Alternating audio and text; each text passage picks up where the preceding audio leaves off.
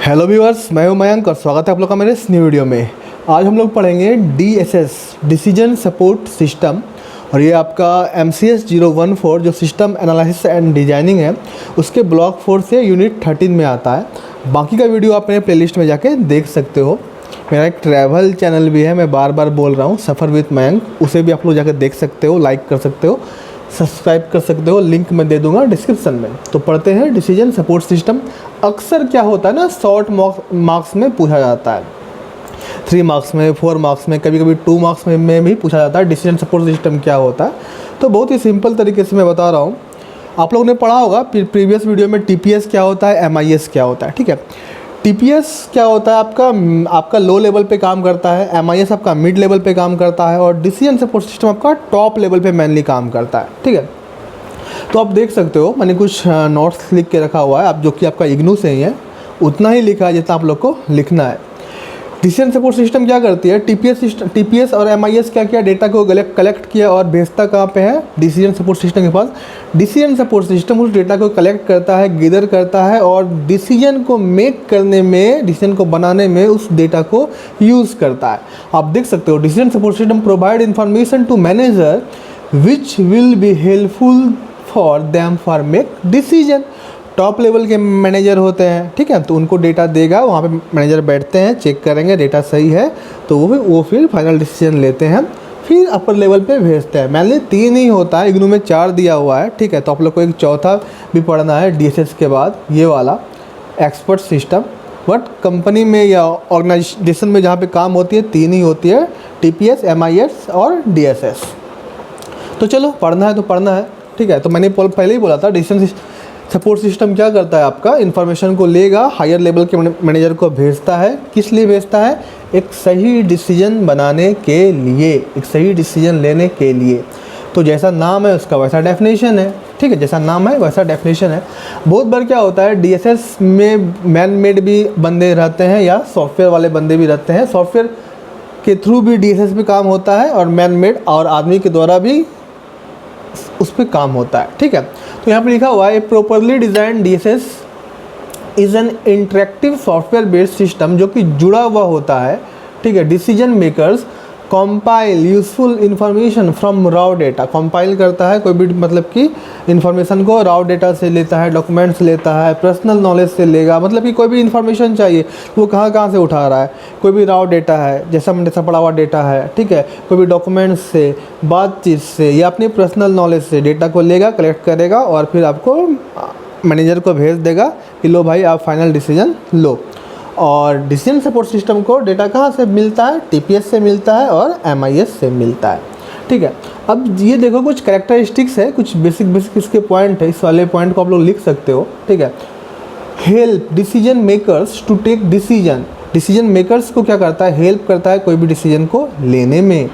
Support करता है interactive inquiries, कोई भी क्वेरी को या कोई भी इंक्वायरी को, ठीक है। Are used and semi structure और अनस्ट्रक्चर डिसीजन, मतलब कि यूज़ में लाता है कोई भी जो फाइनल डिसीजन हो, सेमी स्ट्रक्चर मतलब कि पूरा स्ट्रक्चर नहीं, या अनस्ट्रक्चर्ड डिसीजन। तो क्या, तो फाइनल जो डिसीजन यहाँ पे दिखा रहा है वो आपका फाइनल लेवल एक्सपर्ट सिस्टम करेगा, ठीक है। Produce information on ad hoc, flexible and adaptive format. जो भी इन्फॉर्मेशन देगा वो फ्लेक्सिबल होगा, एडेप्टिव फॉर्मेट में होगा, इजी फॉर्मेट में होगा, ठीक है। Information is produced by analysis of operational and external data. Information जो प्रोड्यूस करेगा, ठीक है, produce by analysis of operational and external data. कभी कभी क्या होते हैं, मैंने पहले ही बोला था ना, डेटा हम लोग बाहर से भी लेते हैं, एक्सटर्नल डेटा भी लेते हैं। कोई भी सॉफ्टवेयर बनाने के लिए हमेशा इंटरनल डेटा से काम नहीं बनती है, कभी कभी हमें एक्सटर्नल डेटा भी लेनी पड़ती है उसको फुलफिल करने के लिए, ठीक है। तो ये सब कुछ कंपोनेंट है, आप लोग वीडियो को पॉज करके पढ़ सकते हो, बहुत ही सिंपल कंपोनेंट है, ठीक है, सॉरी कैरेक्टरिस्टिक्स है। अब जो मेन क्वेश्चन आता है इसमें, कंपोनेंट ऑफ DSS का कौन सा कंपोनेंट होता है, मेनली 4 कंपोनेंट होता है, बहुत ही सिंपल है। Data management system, data management system, जो डेटा को मैनेज करेगा वो क्या कहलाएगा, आपका डेटा मैनेजमेंट सिस्टम। ये क्या करता है, देखो, this is the system where various activity associated with, बहुत सारे एक्टिविटी जुड़े हुए होते हैं, retrieval, storage, organisation relevant data, for particular decision making, for particular decision context are managed. मतलब इसका कहने का मतलब ये है, डेटा मैनेजमेंट सिस्टम क्या होता है, बहुत सारे फैक्टर से जुड़ा हुआ होता है कि डेटा कहाँ पे स्टोर है, कैसा स्टोर है, डेटा को कैसे लेना है, डेटा को कैसे ऑर्गेनाइज करना है, डेटा को कैसे रिलेट करना है। जो फुल्ली जैसा नाम है वैसा ही डेफिनेशन है डेटा मैनेजमेंट सिस्टम का। बट कभी कभी सिक्योरिटी के पर्पस में भी यूज़ होता है, कभी कभी कंट्रोल के पर्पस में भी यूज़ होता है, कभी कभी बैकअप के पर्पस में भी इसका यूज़ करते हैं डेटा मैनेजमेंट सिस्टम का। जैसा नाम है वैसा ही डेफिनेशन है। आप लोग जैसा मैंने बोला, आप सिंपल अपने वर्ड में भी लिख सकते हो, this data management system manage the overall data of any organisation sector और एनी सिस्टम। ठीक है, इट्स ऑल्सो यूज इन आपका data backup, recovery and security purpose. इतना भी आप लिख सकते हो अगर किताबी भाषा को नहीं लिखना हो तो।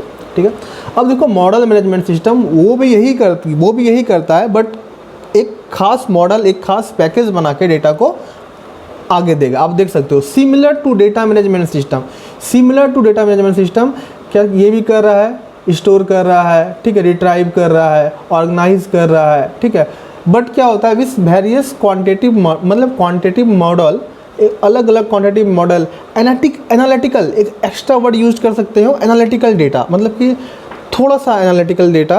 एनालिटिकल का हिंदी मुझे याद नहीं आ रहा है, ठीक है, उसका वही मतलब समझो।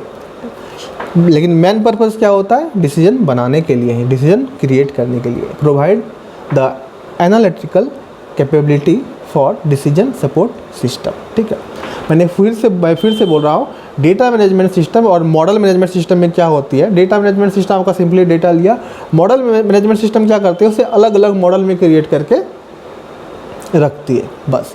नॉलेज इंजन क्या होता है, डीएसएस का ब्रेन होता है। क्या होता है, डीएसएस का ब्रेन होता है, मेन खोपड़ी होता है उसका। ठीक है, ये यहाँ पे देखेगा कि डेटा को गैदर करेगा, उसके बाद फाइनल रिजल्ट में हेल्प करने में इसका मदद कर फाइनल रिजल्ट को क्रिएट करने में इसका मदद करेगा। ठीक है, नॉलेज इंजन, मैं फिर से बोल रहा हूँ, the knowledge engine is the brain of decision support system. This model is the responsible for activities related to problem recognization. Problem को रिकॉग्नाइज करेगा, उसके बाद फाइनल रिजल्ट को वो देगा। ठीक है, अब सबसे अंतिम में आता है आपका यूजर इंटरफेस। यूजर इंटरफेस कुछ नहीं करता है, प्रोवाइड ए यूजर इंटरफेस, एक यूजर को एक इंटरफेस प्रोवाइड करेगा, जहाँ पे यूजर अपना इनपुट दे सकता है, वहाँ से आउटपुट ले सकता है, कोई भी एरर को डाल सकता है कि भाई यहाँ पे कुछ एरर है, इसे ठीक कर दो। कुछ हम लोग यहाँ पे इसका यूजर इंटरफेस के डिवाइस को यूज़ करता है। आपकी बुक में लिखा हुआ है type of user interface, but यहाँ पे होगा type of user interface device. Keyboard, joystick, mouse, scanner, voice pen, ये सब आपका यूजर इंटरफेस डिवाइस है।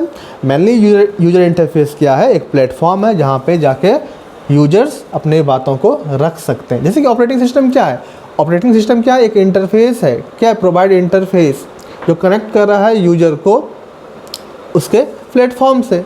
ठीक, उसी प्रकार यूजर इंटरफेस यहाँ पे क्या होता है, एक सॉफ्टवेयर हो जाएगा। ठीक है, यहाँ पे बैठ के बंदे अपने इनपुट दे सकते हैं, आउटपुट दे सकते हैं, या कोई भी एरर को बता सकते हैं कि इस फलाना चीज़ में या इस कोई भी चीज़ में ये एरर आ रही है।